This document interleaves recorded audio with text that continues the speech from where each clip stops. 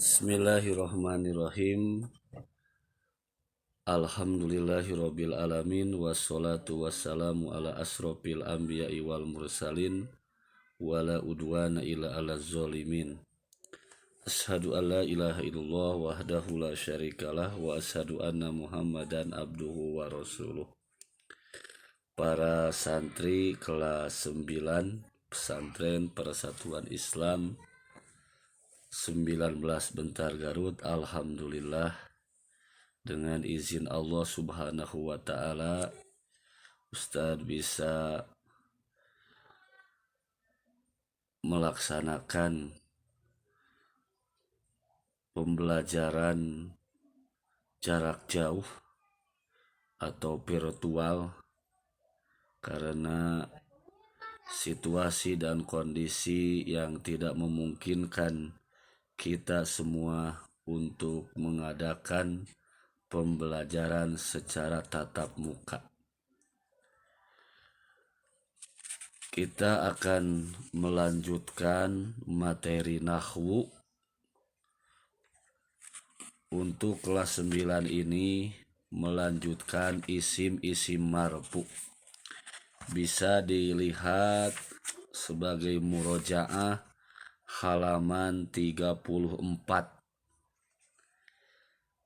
Seperti telah kalian ketahui bersama bahwa isim marfu itu ada 7. 1 fa'il, 2 naibul fa'il, 3 mubtada, 4 khobar mubtada, 5 isim kana dan saudara-saudaranya, 6 khobar inna dan saudara-saudaranya, 7 at-tabi'u lil marfu'i, isim yang mengikuti lil marfu'i kepada isim marfu. Apa itu fa'il? Dalam bahasa Indonesia, fa'il adalah pelaku. Definisi dalam ilmu nahwu, al-fa'ilu huwa ismun marfu'un waqa'a ba'da fi'lil ma'lumi wa dalla ala man fa'alal fi'la. Fa'il adalah isim marfu yang terletak setelah fi'il maklum dan menunjukkan atas pelaku. Jadi dalam istilah bahasa Indonesia, fa'il adalah subjek. Nah, dalam ilmu nahwu, fa'il itu kata kuncinya ada 3. 1 isim marfu, yang kedua terletak setelah fi'il maklum, yang ketiga menunjukkan pelaku. Contoh, qolan nabiyyu, Nabi telah bersabda. Mana fa'il? An-nabiyyu. Kenapa disebut fa'il?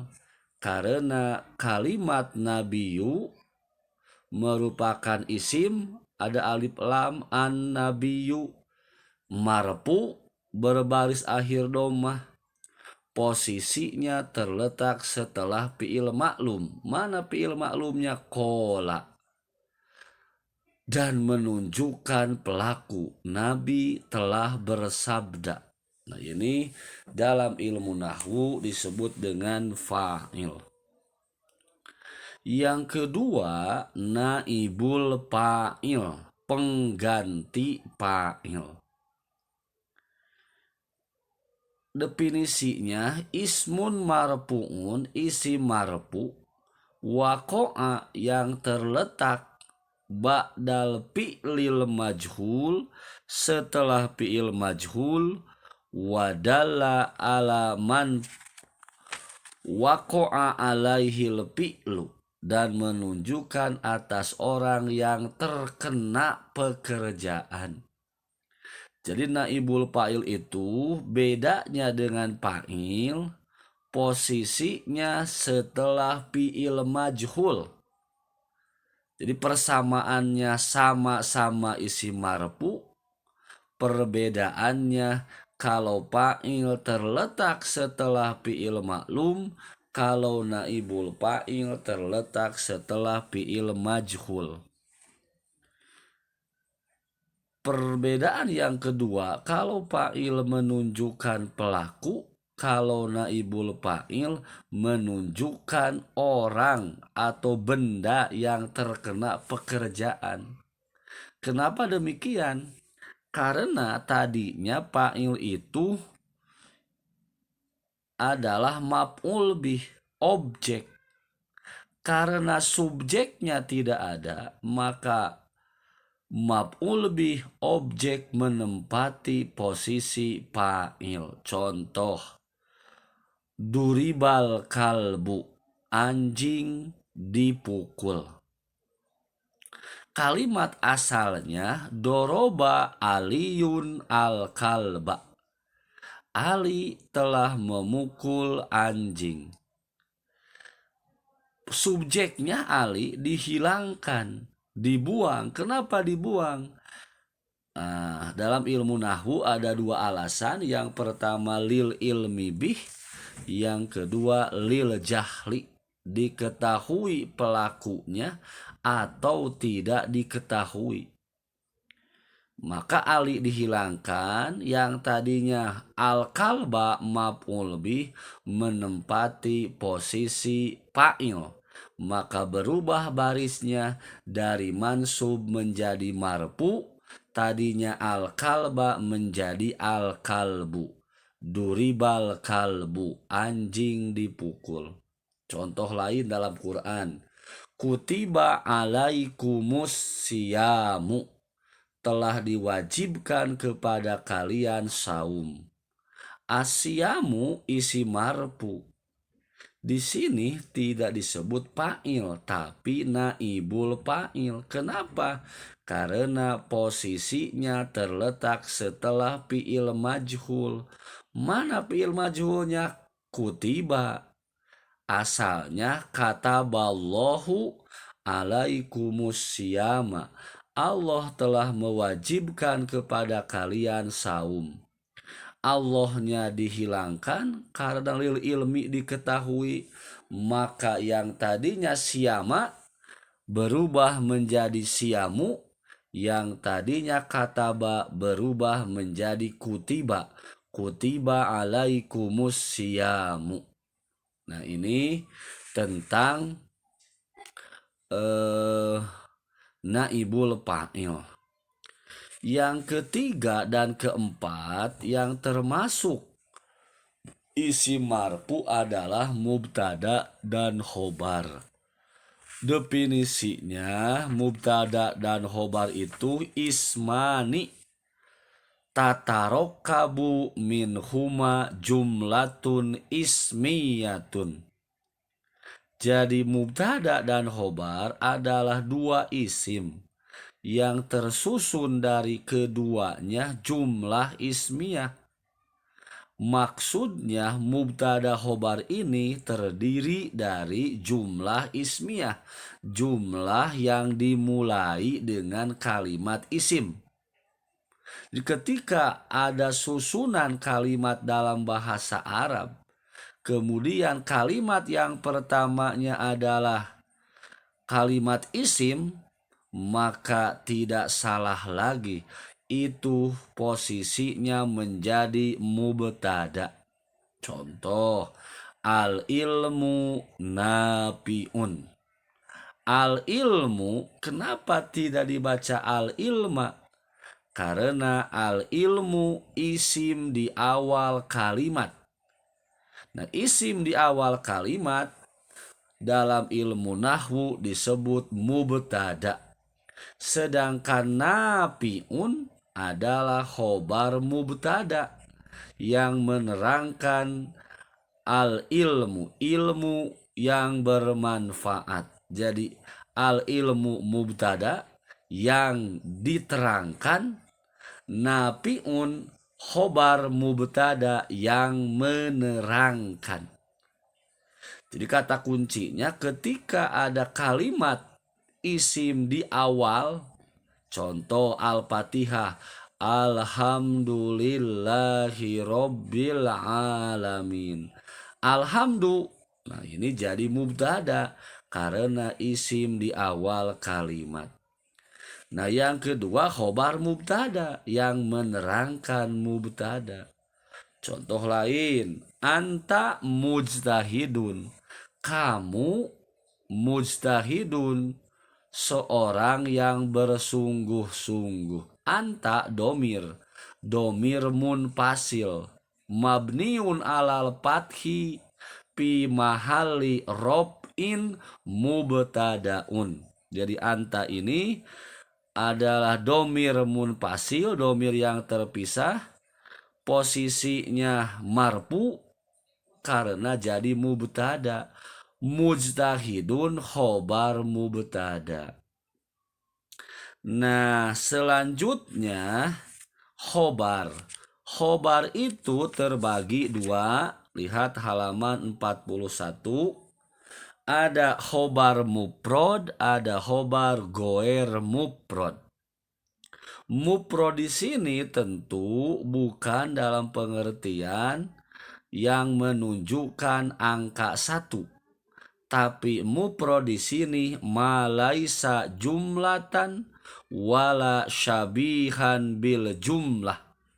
Jadi muprod adalah apa-apa yang bukan jumlah, bukan pula menyerupai jumlah. Contoh, al-waladu naimun. Seorang anak laki-laki tidur. Al-waladu mubtada. Kenapa? Karena isim di awal kalimat. Naimun khobar mubtada. Karena menerangkan kalimat al-waladu. Al-waladani naimani. Dua anak laki-laki naimani. Keduanya tidur. Al-waladani mubtada, isim di awal kalimat, tanda ropanya alif karena musanna. Kalau al-waladu tanda ropanya domah karena isim mufrad. Naimani khobar mubtada, tanda ropanya alif sama karena musanna. Contoh yang ketiga, al-auladu naimuna.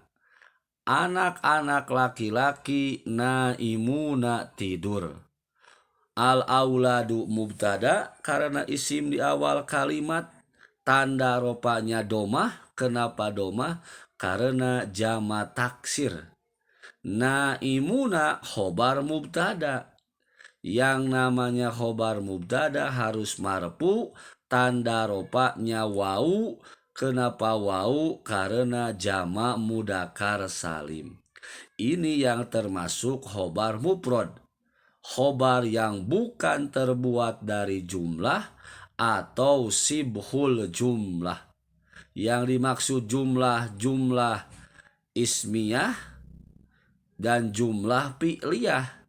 Sedangkan sibhul jumlah adalah yang terbuat dari dorob dan jar majrur.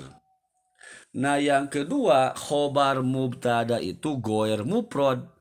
Definisinya makana jumlatan au syabihan bil jumlah. Apa-apa yang keadaannya jumlah atau menyerupai jumlah. Jadi susunan mubtada khobarnya terbuat dari jumlah. Imma jumlah ismiyah wa imma jumlah fi'liyah. Contoh, Aliyun abuhu maridun. Ali ayahnya sakit. Ali jadi mubtada pertama karena isim di awal kalimat. Aliyun ada tanwin nama orang. Mana khobar mubtadanya? Belum ada. Karena abuhu ayahnya jadi mubtada kedua. Maridun sakit menerangkan ayahnya. Jadi siapa yang sakit? Bukan Ali tapi ayahnya. Maka ayahnya jadi khobar mubtada kedua. Pertanyaannya, mana khobar mubtada pertama? Nah, wal jumlatu minal mubtada'i wa khobarihi, jumlah dari mubtada sani abuhu dan maridun khobar keduanya pi mahalli robin khobar mubtada awal. Jadi khobar mubtada awalnya adalah jumlah dari kalimat abuhu maridun. Yang demikian disebut khobar goer mufrad. Atau contoh lain, al ustadu fil baiti, ustad di rumah atau di dalam rumah. Al ustadu mubtada karena isim di awal kalimat, fil baiti khobar mubtada tapi goer mufrad karena susunannya terbuat dari jar majrur. Jar majrur disebut sibhul jumlah. Jadi nanti wasibhul jumlah minal jar wal majrur fi mahalli robin khobar mubtada. Atau contoh yang ketiga, as-saburatu amamal ustadi atau as-saburatu amamal auladi, papan tulis di depan anak-anak. As-saburatu mubtada karena isim di awal kalimat. Mana khobar mubtadanya? Nasibhul jumlah dari kalimat amama dan al-aulad. Amama mudob, al-auladi mudob ileh.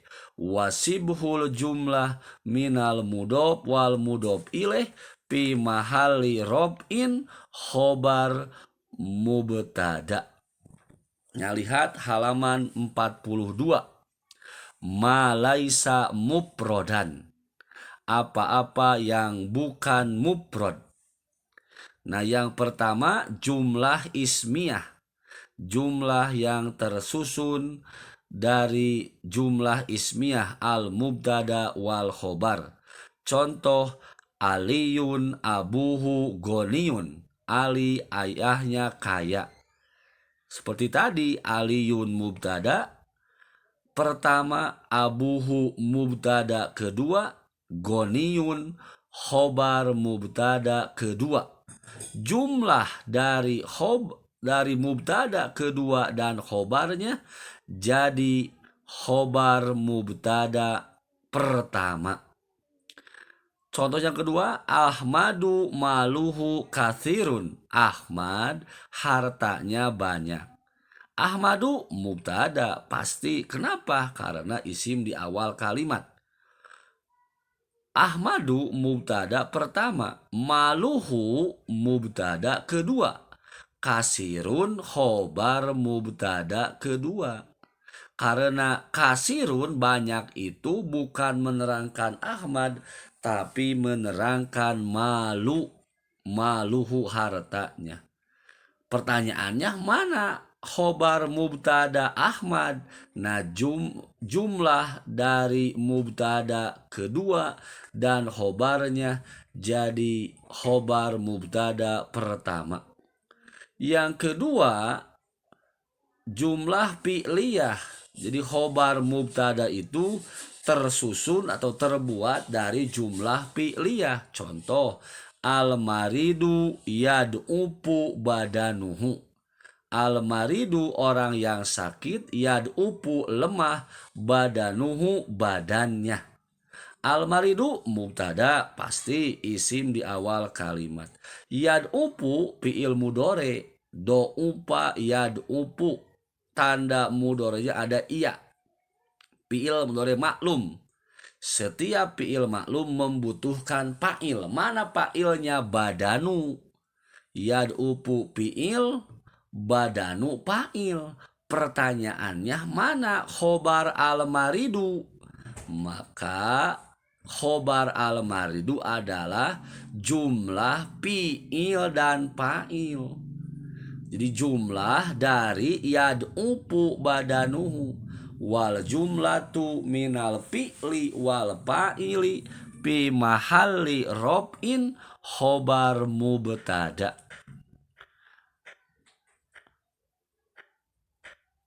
Yang ketiga adalah khobar goer mufrad atau khobar yang terbuat dari jumlah atau sibeh jumlah. Kalau tadi yang pertama, yang kedua jumlah, nah yang ketiga dan keempat adalah sibhul jumlah. Sibhu menyerupai jumlah. Yang tersusun yang ketiga dari jar majrur. Contoh alhamdulillahi. Alhamdulillah pasti mubtada karena isim di awal kalimat. Tanda ropanya dommah. Mana khobarnya? Lillahi. Li huruf jar, Allahi majrur bilam. Nah, bukan jumlah tapi wasibhul jumlah. Minal jar wal majrur fi mahalli robin khobar mubtada. Contoh yang kedua, abuka fil masjid, ayahmu di masjid. Mana mubtada? Abuka karena isim di awal kalimat. Apa tanda ropanya? Waw. Kenapa waw? Asmaul khomsah. Mana khobarnya? Fil masjidi. Pi huruf jar, al masjidi majrur bipi. Nanti wasibhul jumlah minal jar wal majrur pi mahalli robin khobar mubtada. Nah yang keempat, yang terakhir, khobar goer mufrad atau khobar ma laisa mufrad. Yang tadi definisinya khobar yang terbuat dari jumlah atau sibhul jumlah adalah yang terbuat dari dorob, keterangan.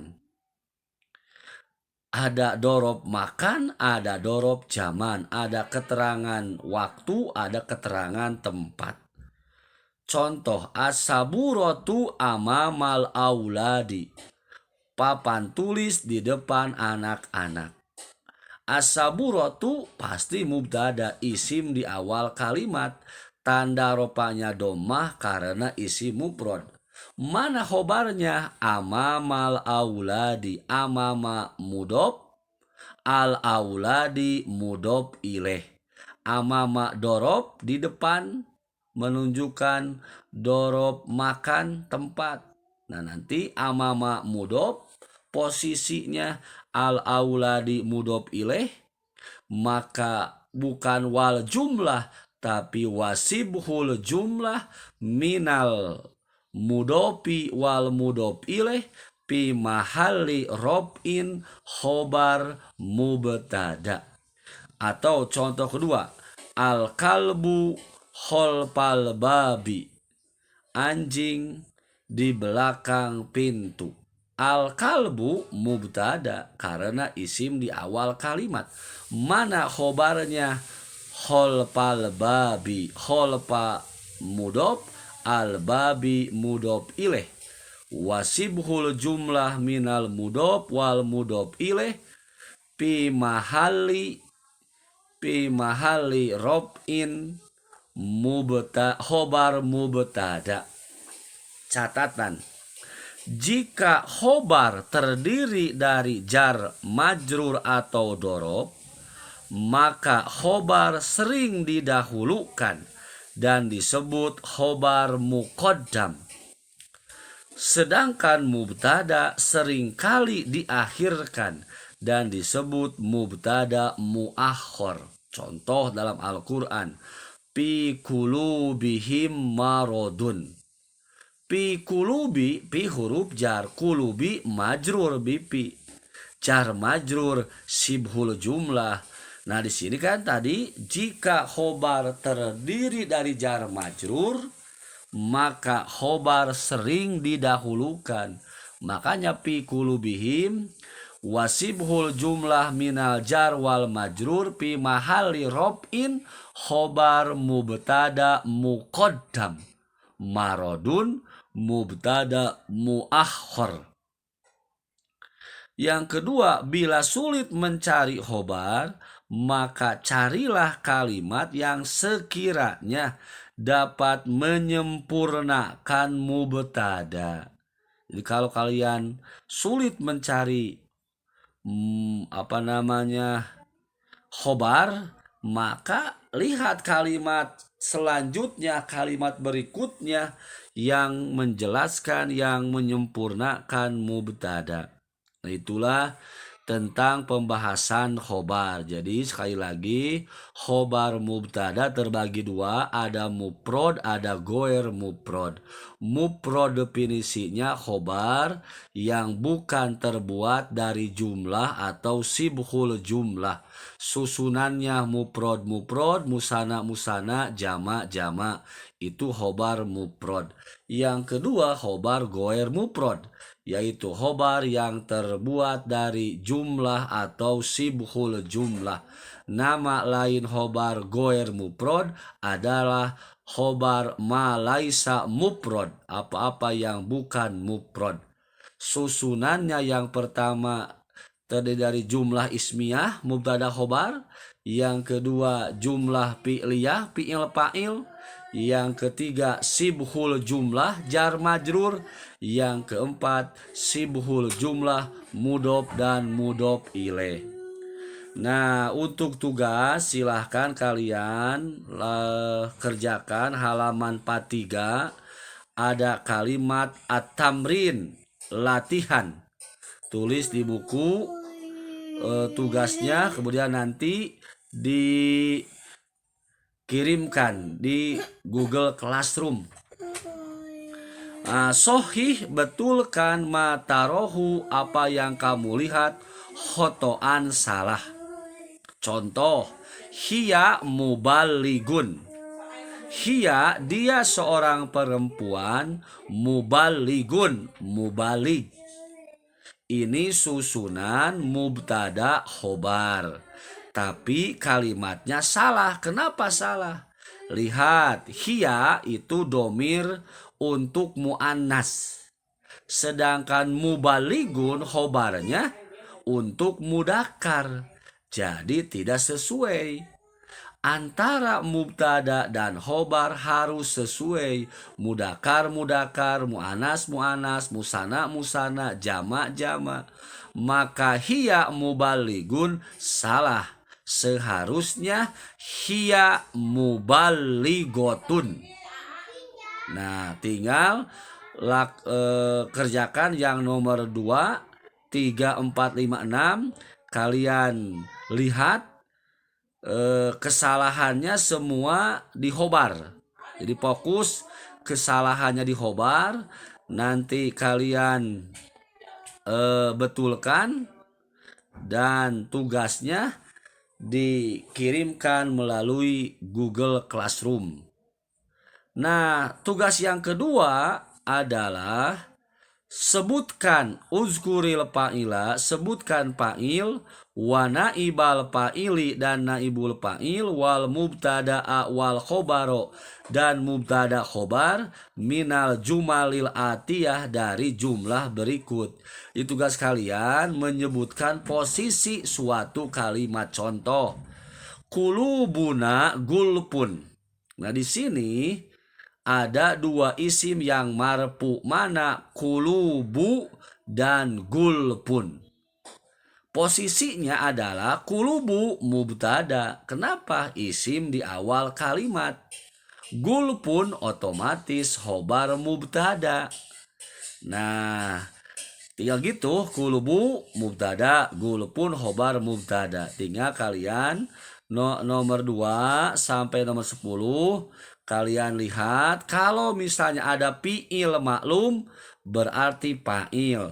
Kalau sebelumnya fi'il majhul berarti naibul fa'il. Kalau nanti susunannya kalimat yang pertamanya isim berarti mubtada khobar.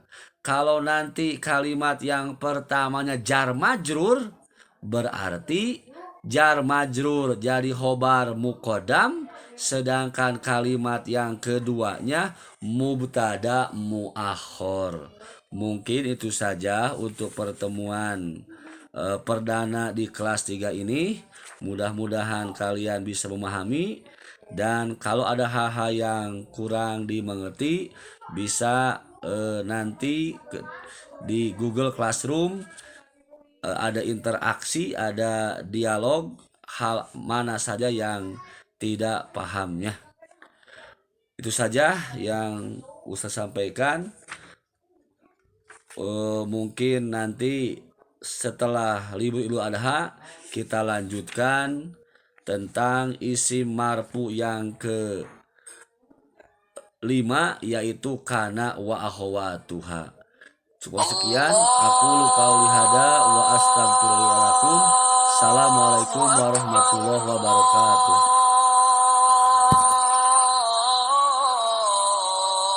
Woi,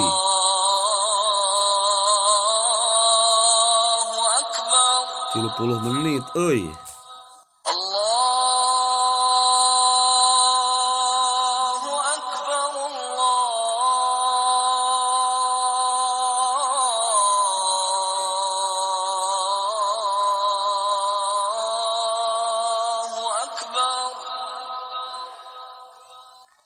أشهد أن لا